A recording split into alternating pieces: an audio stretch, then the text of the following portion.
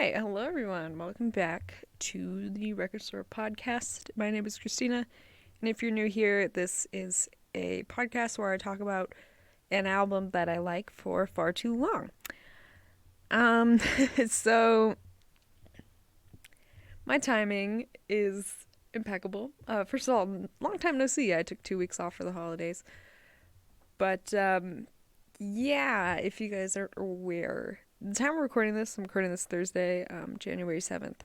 And at the time of recording this, the day before, there was kind of a coup at um, the nation's capital and led by Trump supporters.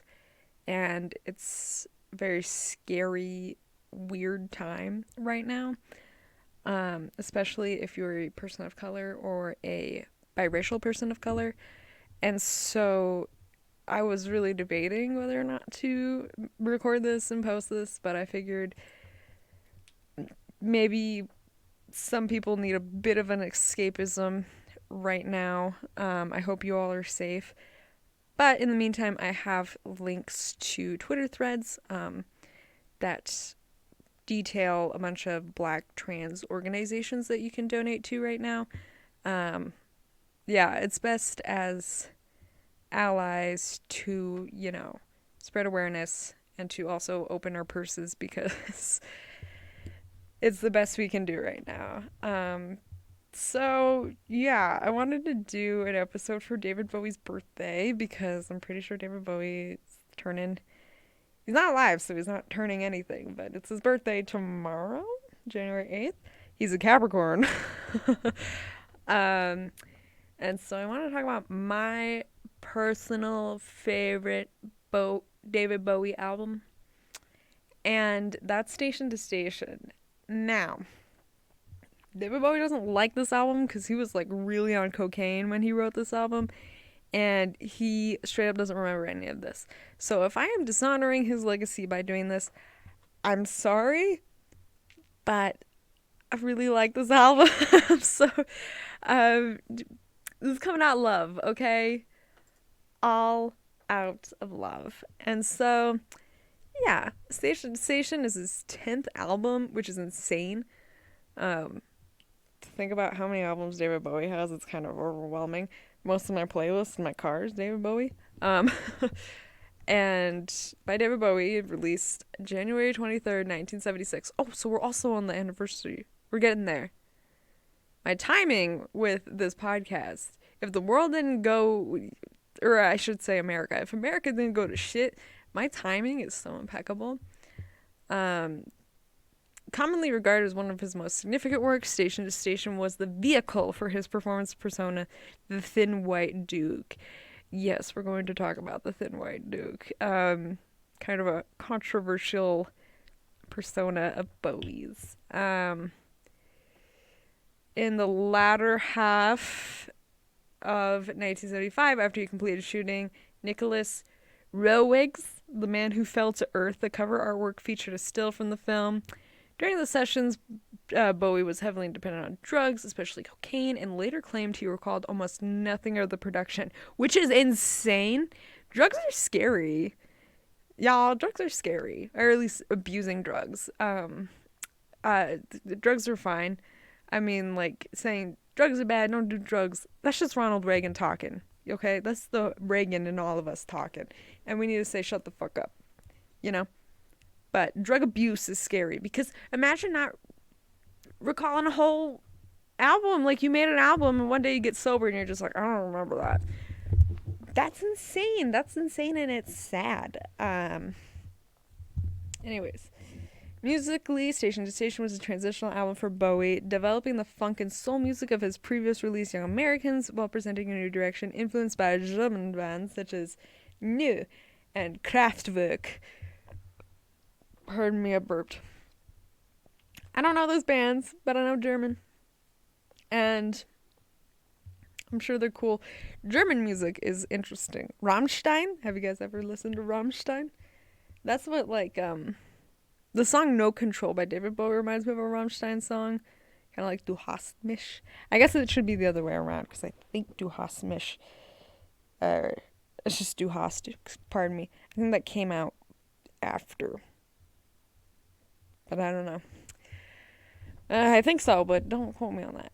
The album's lyrics reflected his preoccupations with Friedrich Nietzsche, which is a German philosopher, Aleister Crowley, who's that? An occultist magician. The religion of Thelema. So, occultist, mythology, and religion, drawing on funk and krautrock, romantic balladry, and occultism. Station to Station has been described as simultaneously one of Bowie's most accessible albums and his most impenetrable. Bowie himself said that Station to Station was a plea to come back to Europe for me. He was in America at the time. And that's when his drug abuse got really bad, living in LA. LA, the more I hear about it, I'm like, not for me. LA's scary. So yeah, one of his most accessible albums and his most penetrable. Yeah, because most people probably listen to Golden Years, but then, like, the lyrics, if you look into it, which we probably will, that's weird. Yeah,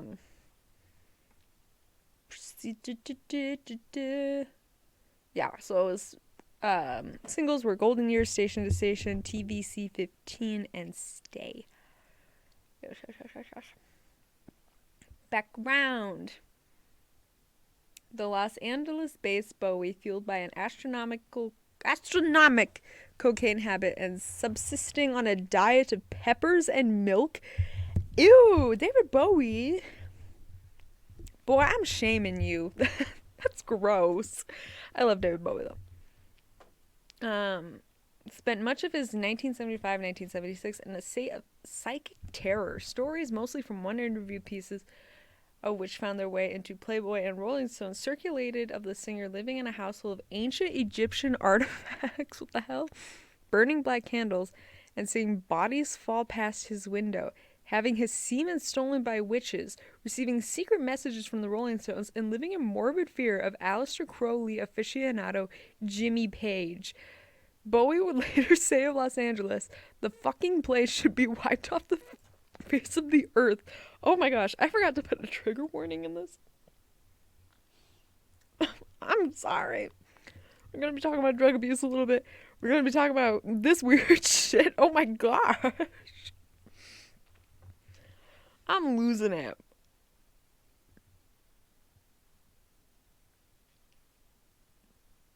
That's a lot to unpack. I'm sorry. I just I'm in shock right now. Seeing bodies fall past his window? Who?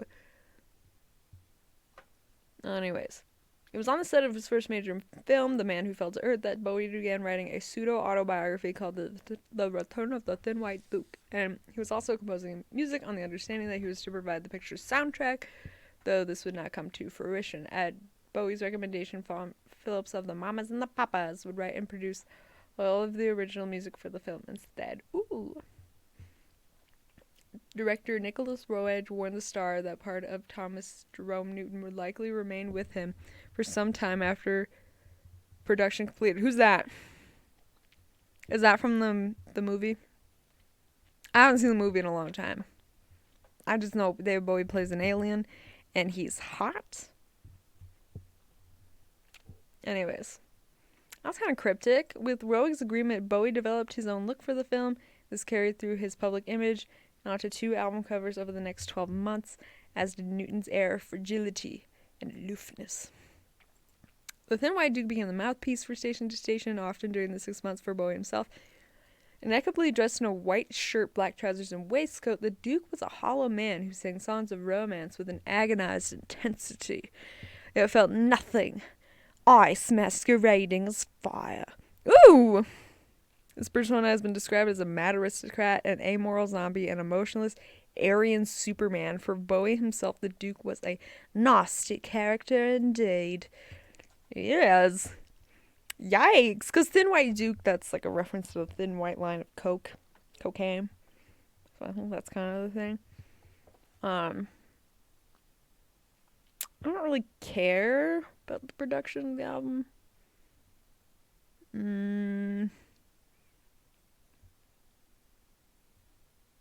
Christian element of the album is obvious in the hymn-like "Word on a Wing." Oh.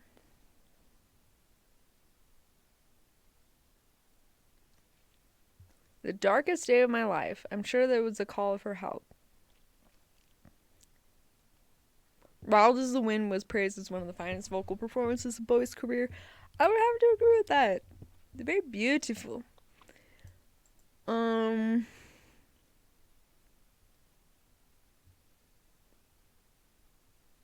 TV 15, supposedly also about Iggy Pop's girlfriend being eaten by a TV set.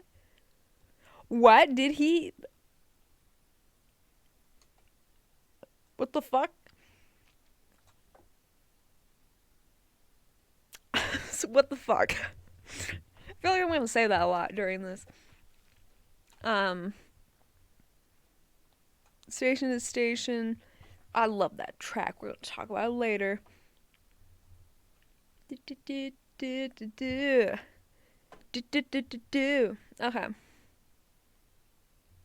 Bowie drew criticism during the tour for his alleged pro-fascist views.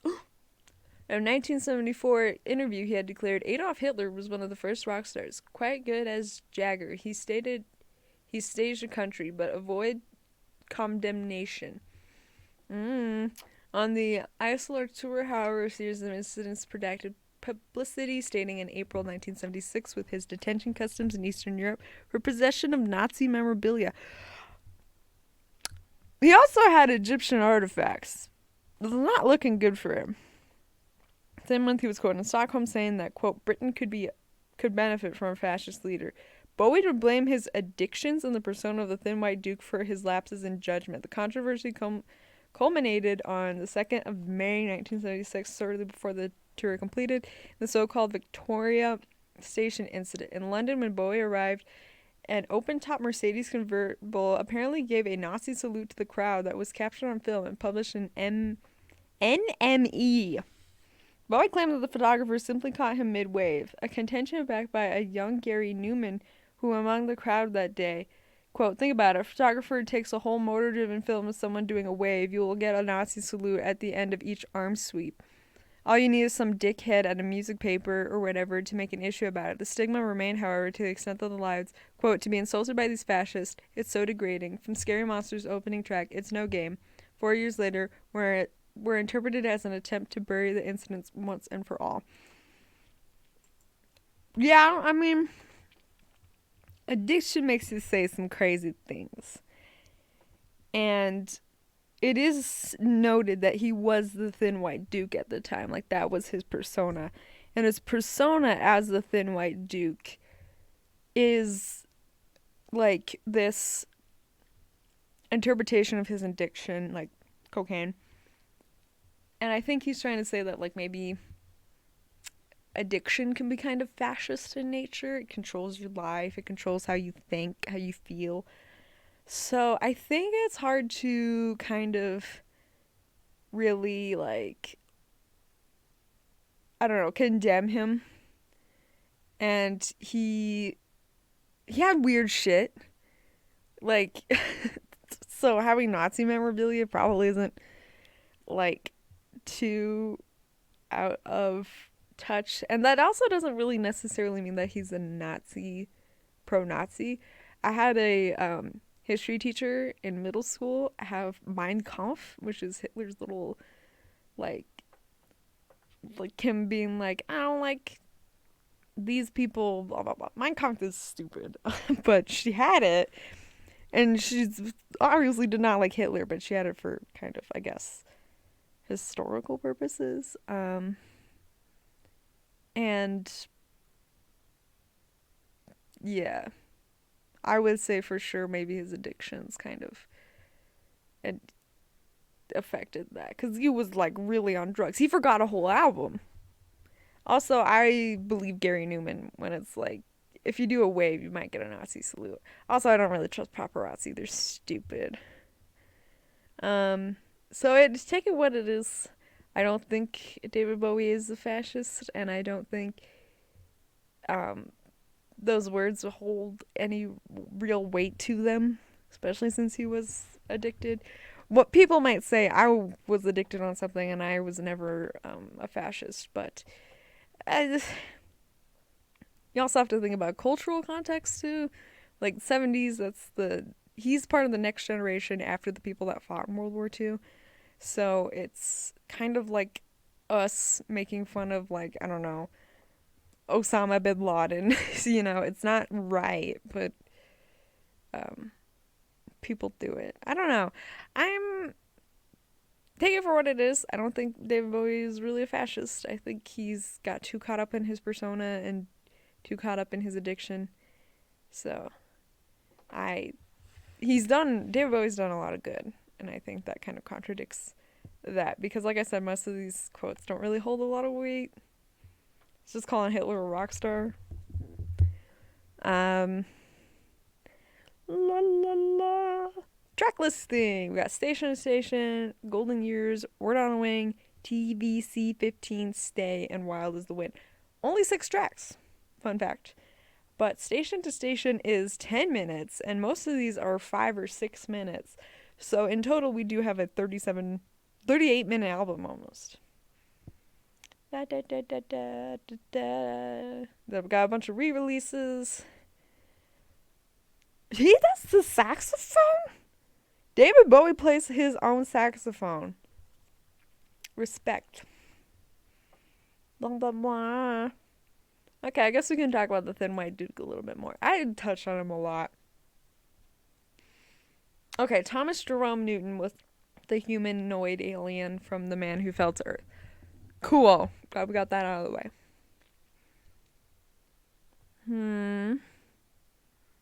Yeah, if you guys don't know, there's a lot of like David Bowie personas, like Ziggy Stardust, Thin White Duke.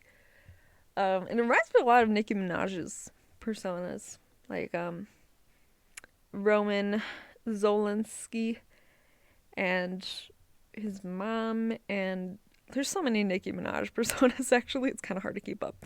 I can't really think of too many right now. Yeah, so he's more conventional than David Bowie's previous flamboyant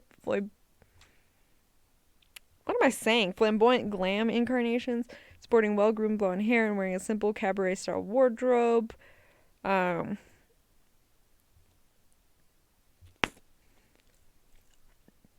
Sorry, I'm just gonna go. Bowie described the character as a very Aryan fascist type, would be romantic with absolutely no emotion at all, but who spouted a lot of neo-romance. So yeah, going back to the fascist comments, that's his character as well. Okay, we're getting to the getting to more of these. Yeah, he said straight up, I'm not a fascist. For much of 1976, he was obsessed with satanic symbols, remained awake for days at a time, and lived on a diet of red peppers and milk and hard drugs. Satanic symbols, come on. Fascination with Nazi Germany and the cult during the Thin White Duke period. Yeah, so maybe it's like a weird fascination. It's a dangerous period for me, he explained. I was at the end of my tether, physically and emotionally, and had serious doubts about my sanity. Eventually, he began to see the Thin White Duke as a nasty character indeed. And later, an ogre. Like Shrek, but Shrek is good.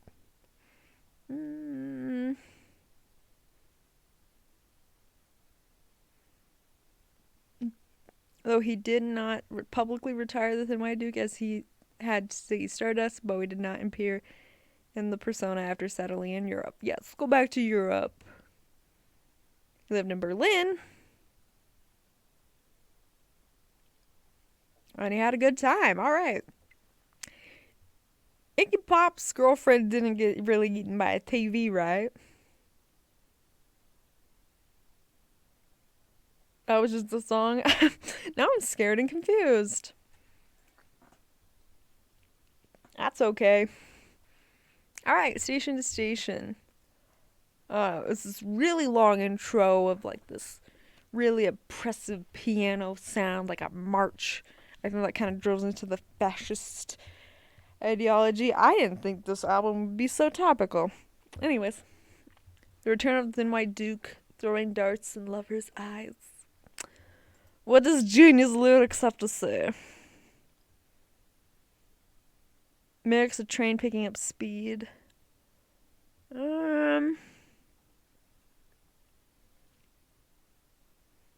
Instrumental about 3 minutes and 18 seconds long, which is suitable for for Bowie's longest studio offering.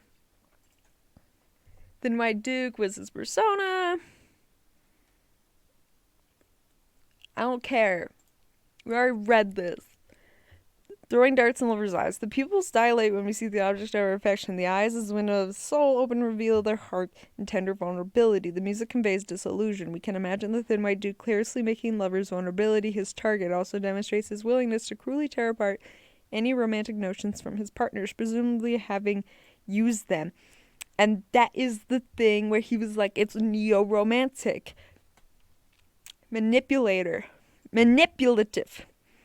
Here are we when magical moments, such as the stuff where dreams are woven. He goes, woven. Okay. Sorry.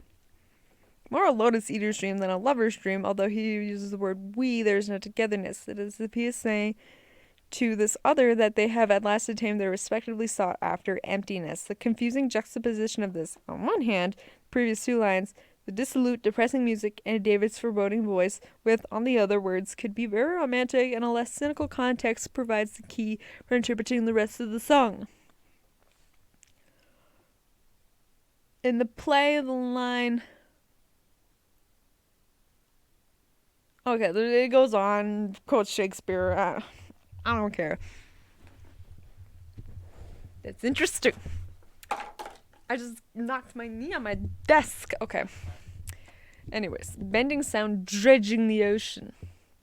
The song presents the return of a fascist character that has some sort of plan to clean the world.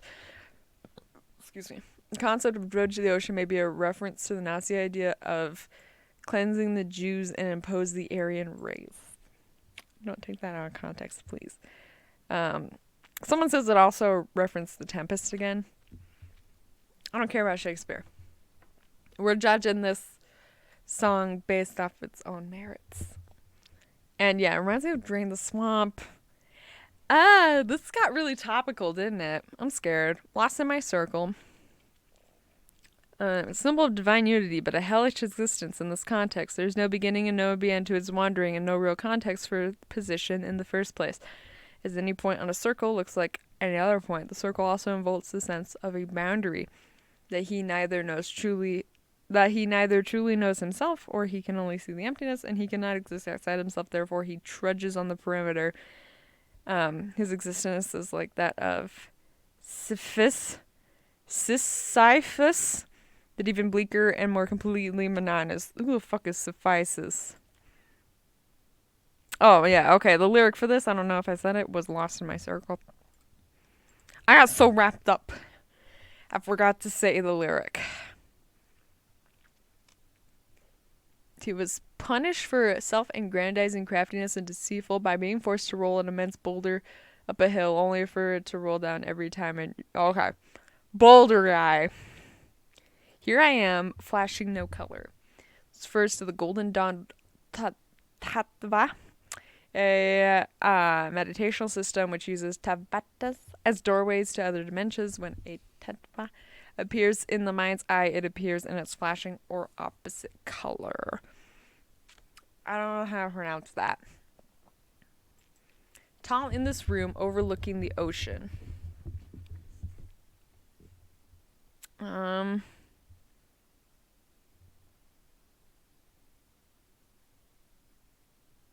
Okay, so there's 2 ideas here that this genius annotation is saying.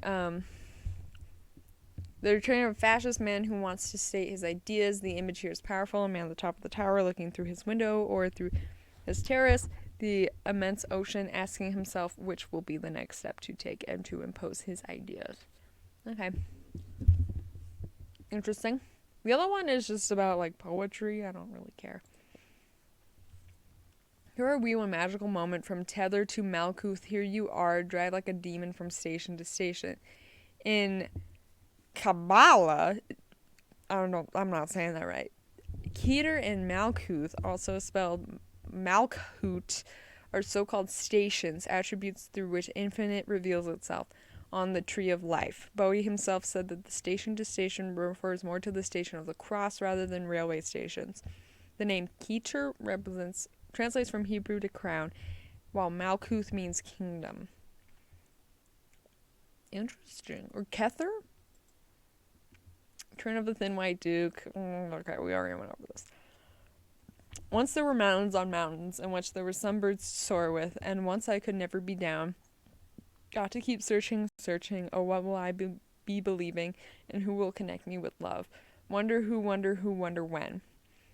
Have you sought fortune, evasive, shy? Drink to the men who protect you and I. Drink, drain your glass, raise your glass high. I have the hiccups.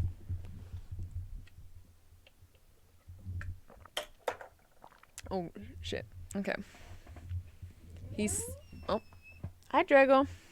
I don't know if you guys heard him. He's just making noise. Got something to say? Hi, cutie patoo. Okay, sorry. Annotation. He sends out a rallying call to gather others who feel similarly. It's full of bravado and hope that is vain, given what we know from the rest of the song so far. One thing I don't know, who are the men who protect you and I? I don't know. If you're asking the question why we're here, Gina's annotation person? It's not the side effects of the cocaine. The cruel irony is, it is the side effects of the cocaine. He is deluding himself because he desperately wishes it were love. It's well documented that Bowie could barely remember recording any of this album due to his use of cocaine throughout. Who is beeping? It just stopped as soon as I said that. Something was beeping outside. I'm sorry if you heard it. I'm thinking that it must be love. Documented that falling in love corresponds to the high you get on cocaine. This annotation is unreviewed, by the way. That's interesting. They got into it neurologically. It's too late to be grateful. It's too late to be late again. It's too late to be hateful. The European canon is near. This is near. Okay. A desperate, lunging attempt to attain true feeling overrides his feelings. There is no time for anything. All is swept up in the sound and fury and signify nothing. Also referring to the period in European history, especially circa 1700 to 1815, when European powers were inexplicably involved in one another's business and trying to create a balance of power that prevented one country from overrunning the continent. Important to remember that at this time the Cold War was on and Western Europe stood to a certain extent for freedom against the Soviet, i.e. Russian domination. Okay. And he was in Berlin, so maybe well, he wasn't when he wrote this, but he's kind of surrounded by fascism, unfortunately. I must be one in a million. I won't let a day pass without her. Someone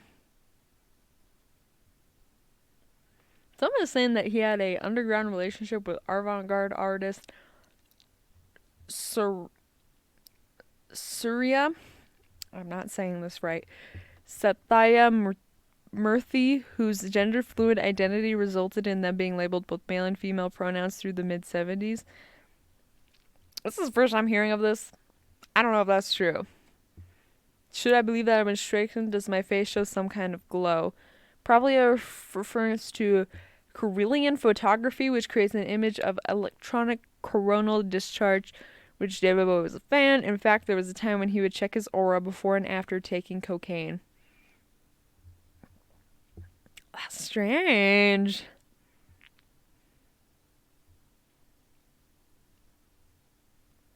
They have a photo taken here of David Bowie checking his aura. This is spooky.